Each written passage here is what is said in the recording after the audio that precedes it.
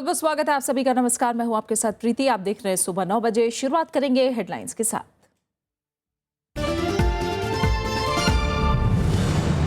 गांधीनगर में पीठासीन अधिकारियों का सम्मेलन खत्म। बड़ी विधानसभाओं में 60 और छोटी विधानसभाओं के लिए 30 दिन के सत्र का प्रस्ताव पारित। स्पीकर सुमित्रा महाजन का आरक्षण की समीक्षा पर जोर।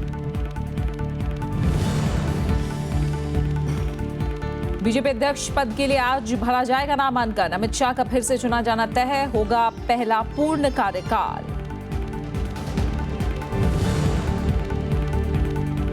नेपाल के नए संविधान में हुआ संशोधन। मधेसियों की चिंताओं को दूर करने की कोशिश। आबादी के लिहाज से मिलेगा प्रतिनिधित्व।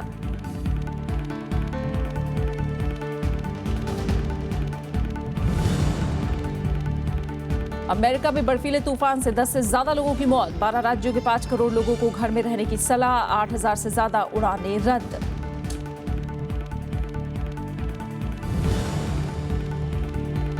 और PV Sindhu Malaysia masters badminton tournament के फाइनल में खिताब के लिए स्कॉटलैंड की गिलमोर से भिड़ंत। ऑस्ट्रेलियन ओपन टेनिस में सानिया हिंगिस की जोड़ी प्री क्वार्टर फाइनल में पहुंची।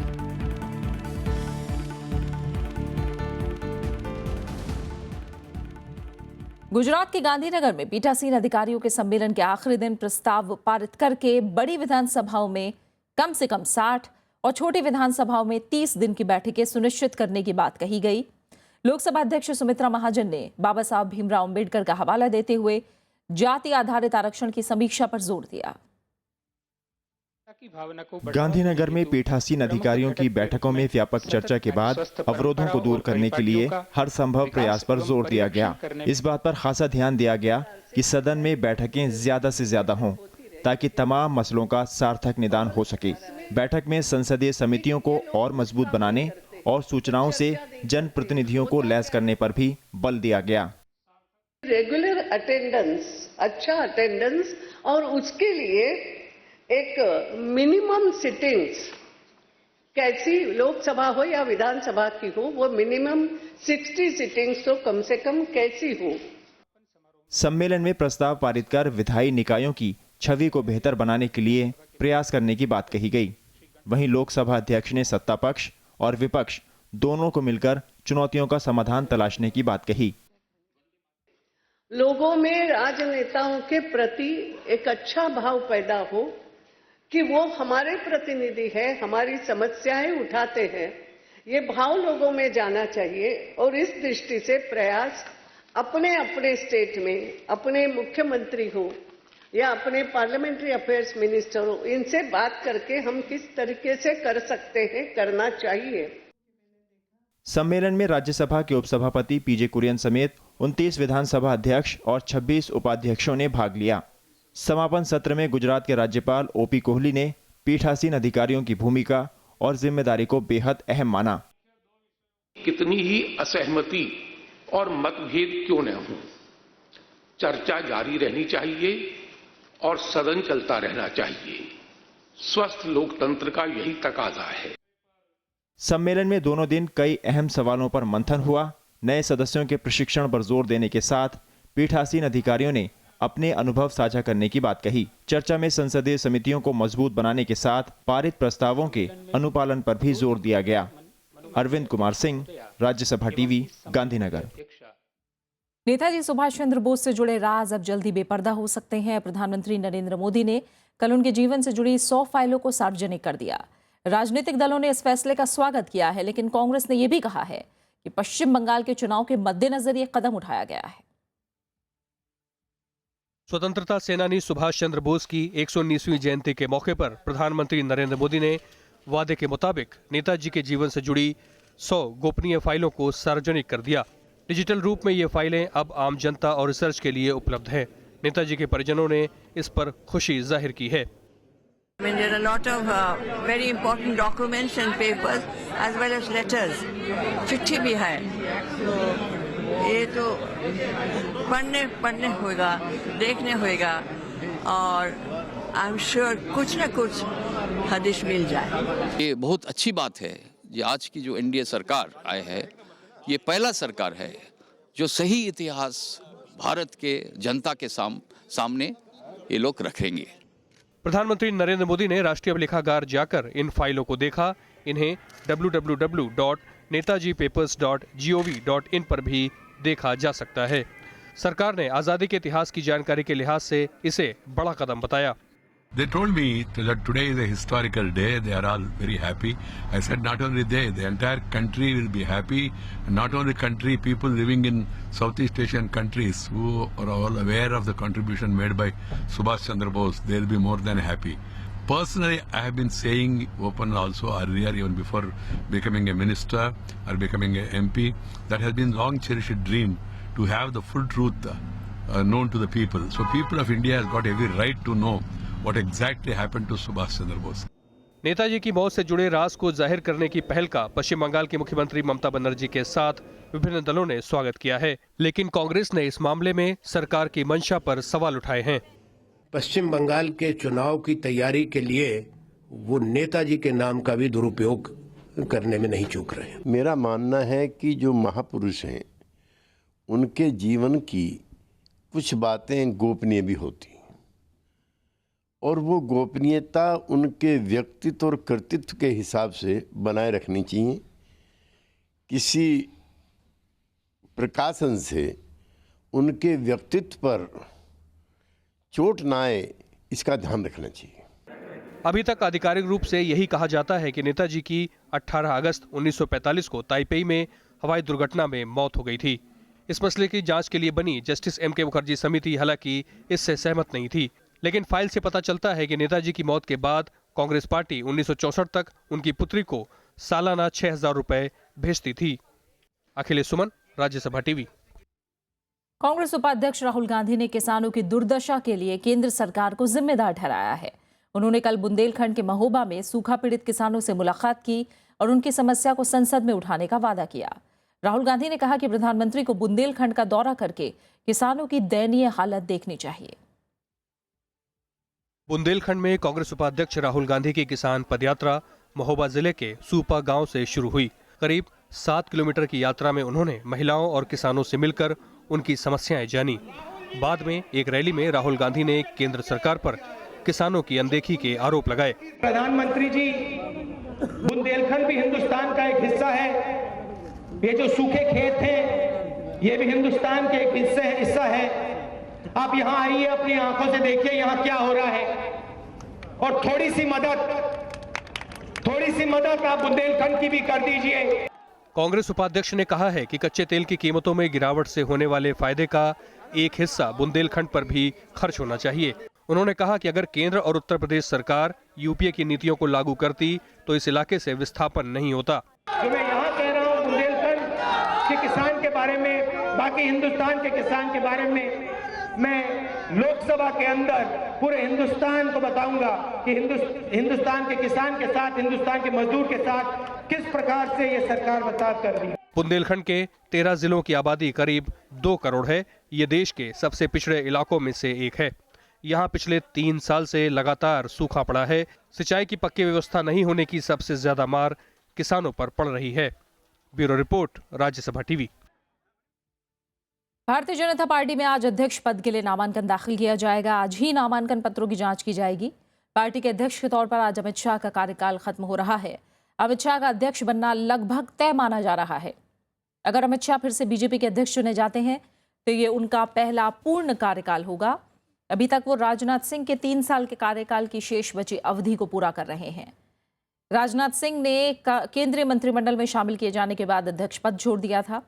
अमित शाह ने 9 जुलाई 2014 को बीजेपी के अध्यक्ष के रूप में कमान संभाली थी।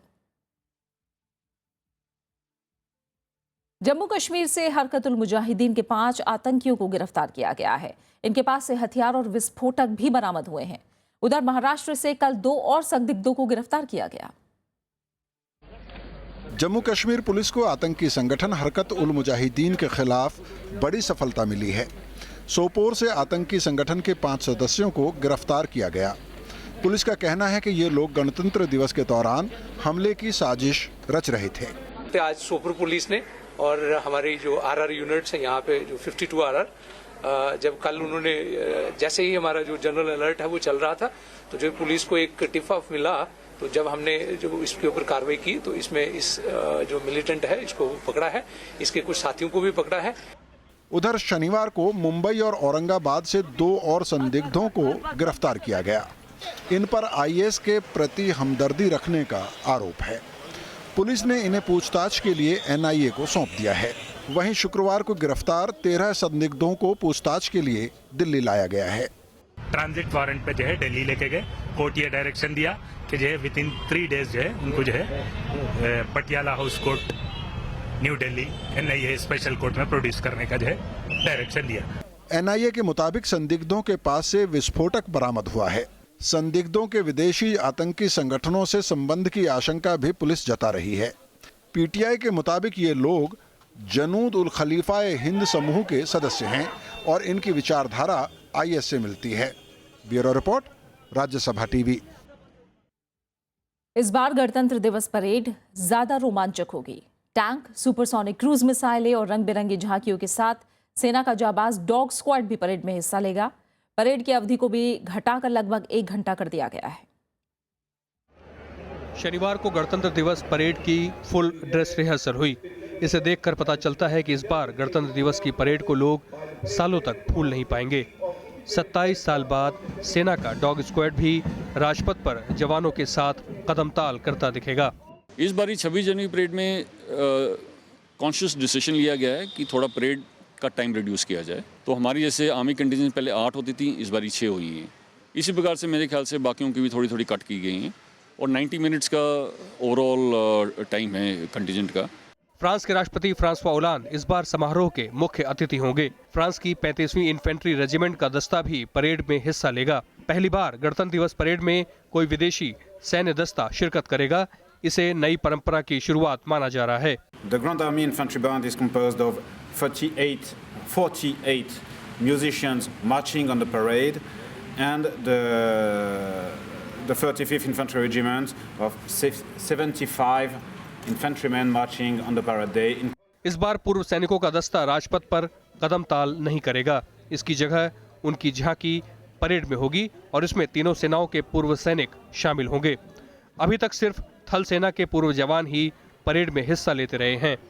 Vipin Chauhan, Rajya Sabha TV.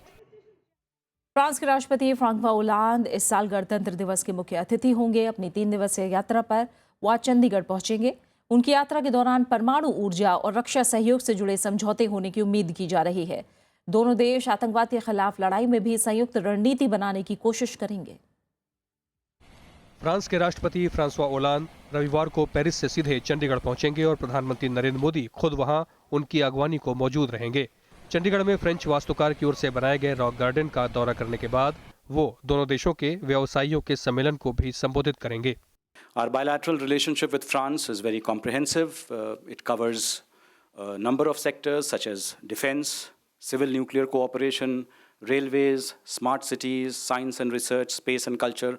In all these areas, we expect some forward progress during the French president's visit. On the business side also, we have strong ties with our bilateral trade around $8 billion, of which $5 billion are India's exports to France. सोमवार यानी 25 जनवरी को प्रधानमंत्री नरेंद्र मोदी और France के राष्ट्रपति François Hollande के बीच दिल्ली में शिखर वार्ता होगी। दोनों देशों के बीच रणनीतिक रिश्तों को मजबूत करने और जलवायु परिवर्तन को रोकने के संयुक्त प्रयासों पर भी चर्चा की जाएगी। It would be worth highlighting that cooperation between France and India on matters related to counter-terrorism has acquired a very significant dimension. Both India and France are victims of terrorism, and we can expect a lot of discussions on this particular issue. France is also a green superpower. गणतंत्र दिवस पर Hollande Bharat के मुख्य अतिथि होंगे और ये 5वीं बार है जब फ्रांस के राष्ट्रपति को ये सम्मान दिया जा रहा है। फ्रांस के राष्ट्रपति फ्रांसवा ओलांद और प्रधानमंत्री नरेंद्र मोदी सोमवार को अंतर्राष्ट्रीय सोलर अलायंस का भी उद्घाटन करेंगे। 26 जनवरी की शाम ओलांद स्वदेश रवाना हो जाएंगे। अखिलेश सुमन, राज्यसभा टीवी। और फिलहाल यहाँ रुक रहे एक छोटे से ब्रेक के लिए, आप बने रहिए हमारे साथ।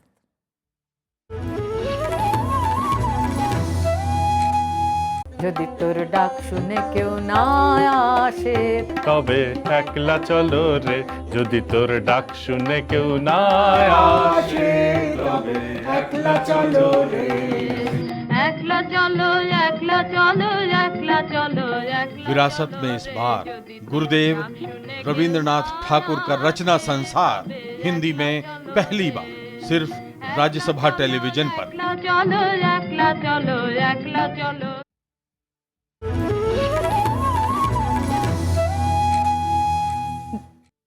विदेश मंत्री सुषमा स्वराज ने शनिवार को बहरीन की राजधानी मनामा में अपने समकक्ष से मुलाकात कर आतंकवाद समेत कई अहम मसलों पर चर्चा की। इस दौरान दोनों देशों के बीच कैदी हस्तांतरण को लेकर एक समझौते पर भी दस्तखत किए गए।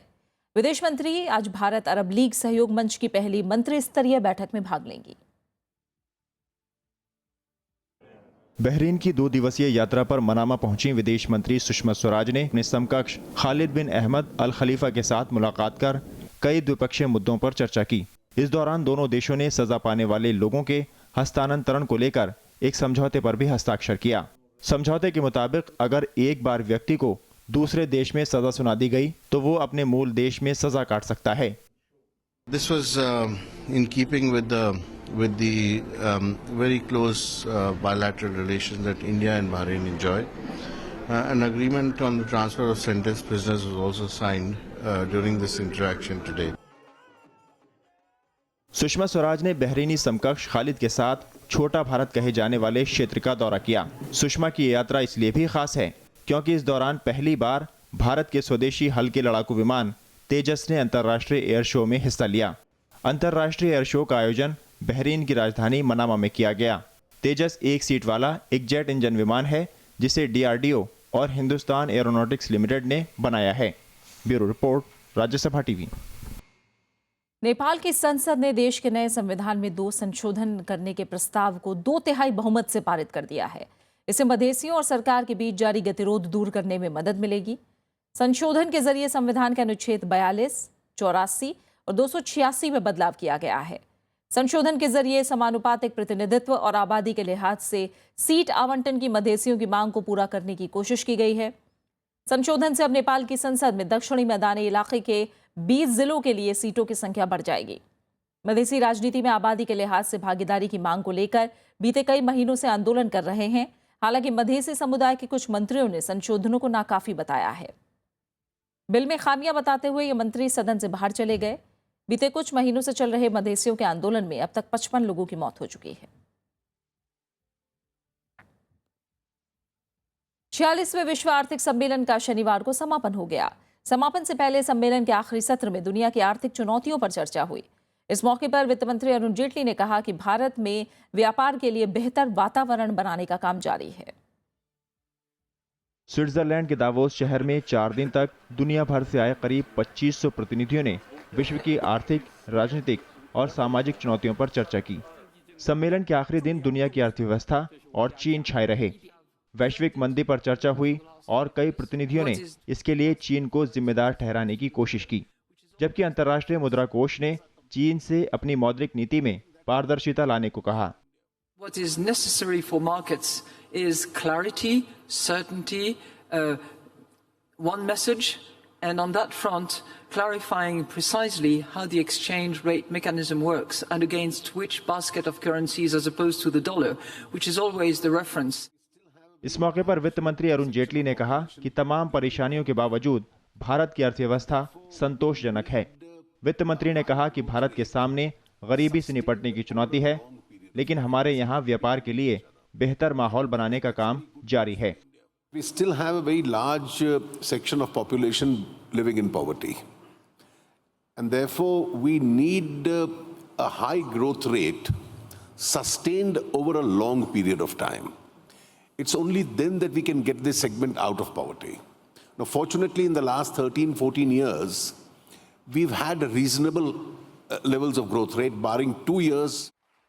इससे पहले चीन के उपराष्ट्रपति ली युआनचाओ ने कहा कि चीन वैश्विक चुनौतियों का सामना करने के लिए दुनिया के बाकी देशों के साथ मिलकर काम करेगा। सम्मेलन के आखिरी दिन शरणार्थी संकट पर भी चर्चा हुई। इस मौके पर अंतर्राष्ट्रीय मुद्रा कोष ने ब्रिटेन से यूरोप में बने रहने की अपील की। Bureau report, Rajya Sabha TV.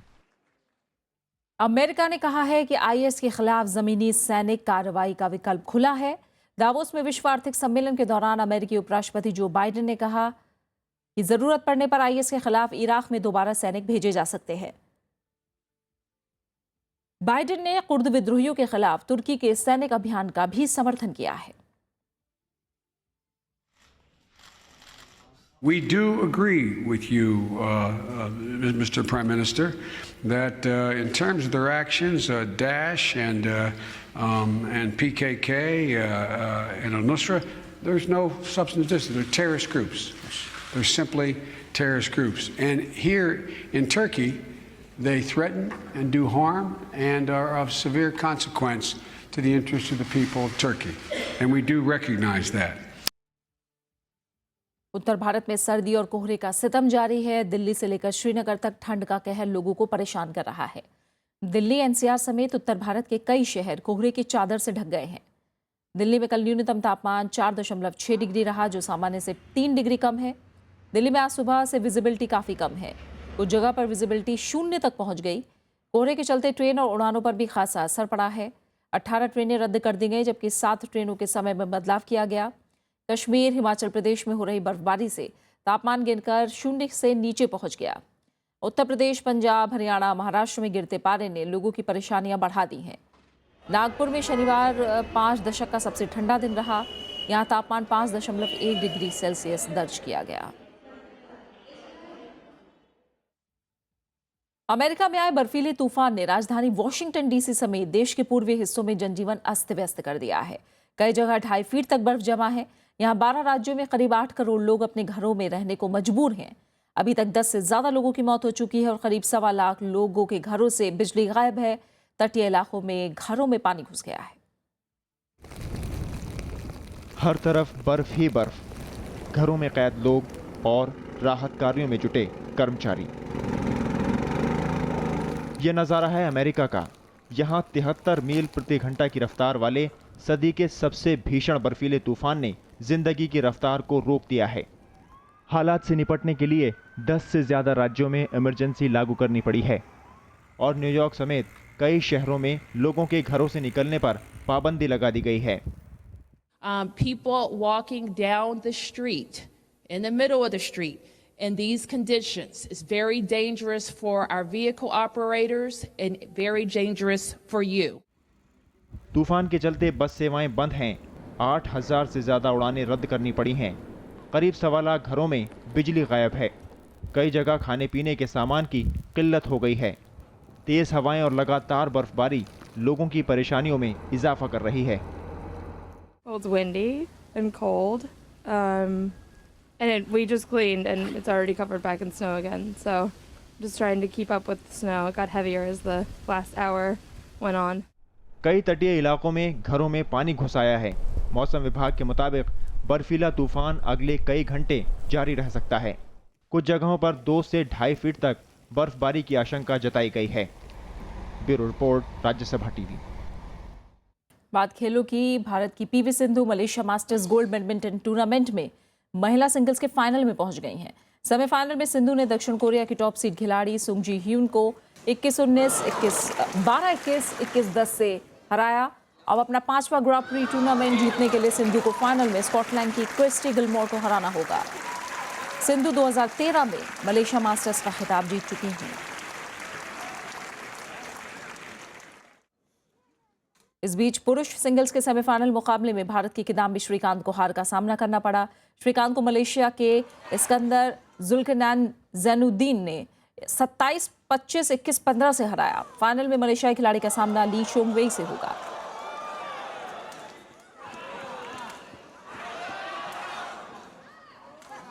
बात टेनिस की करते हैं। भारत की सानिया मिर्जा का ऑस्ट्रेलियन ओपन में शानदार प्रदर्शन जारी है।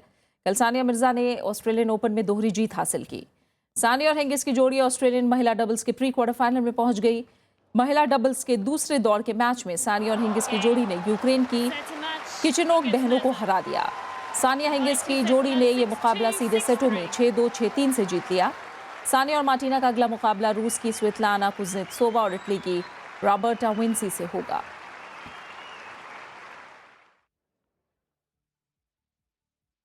उसके बाद मिक्स डबल्स के पहले दौर के मुकाबले में सानिया और क्रोएशिया के उनके जोड़ीदार इवान डोडिक की शीर्ष वरीयता जोड़ी ने अजला टोमालानोविच और निक किर्गियोस की ऑस्ट्रेलियाई जोड़ी को 7-5, 6-1 से हराया। अगले दौर में सानिया और डोडिक का सामना कजाकिस्तान के श्वेदोवा और पाकिस्तान के एसाम उल हक कुरैशी से होगा।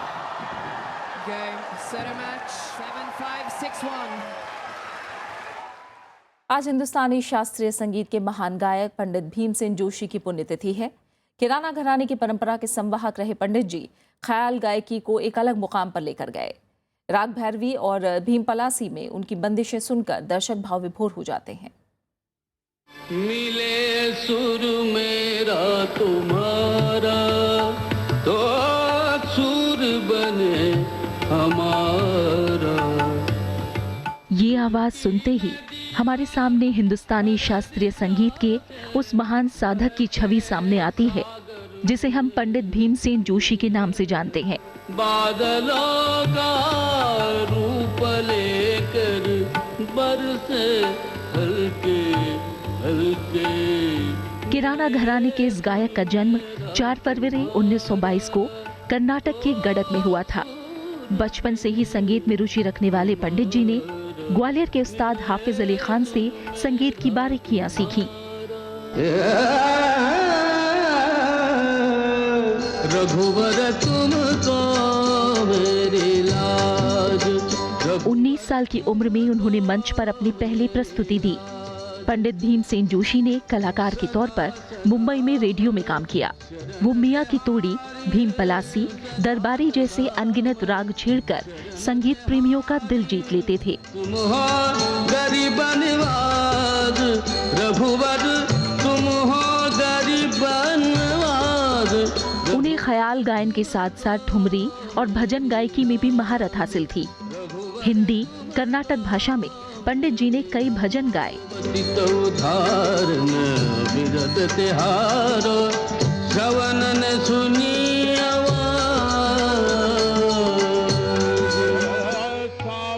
2008 में उन्हें देश के सर्वोच्च नागरिक सम्मान भारत रत्न से नवाजा गया। पंडित भीमसेन जोशी का 24 जनवरी 2011 को पुणे में निधन हो गया। Bureau report, Rajya Sabha TV. और आखिर में एक नजर हेडलाइंस पर।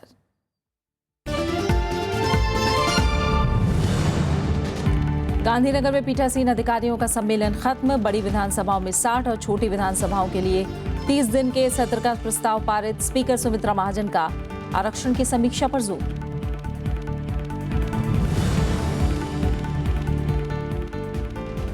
बीजेपी अध्यक्ष पद के लिए आज भरा जाएगा नामांकन। अमित शाह का फिर से चुना जाना तय है। होगा पहला पूर्ण कार्यकाल।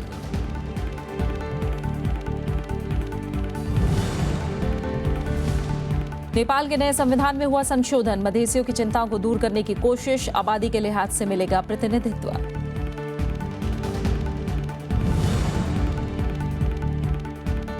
अमेरिका में बर्फीले तूफान से 10 से ज्यादा लोगों की मौत। 12 राज्यों के 5 करोड़ लोगों को घर में रहने की सलाह। 8,000 से ज्यादा उड़ानें रद्द।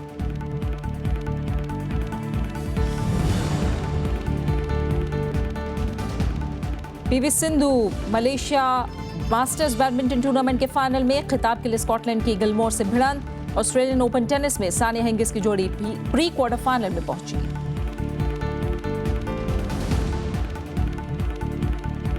खबरों में इतना ही। आगे आप देख सकते हैं गुफ्तगू। नमस्कार।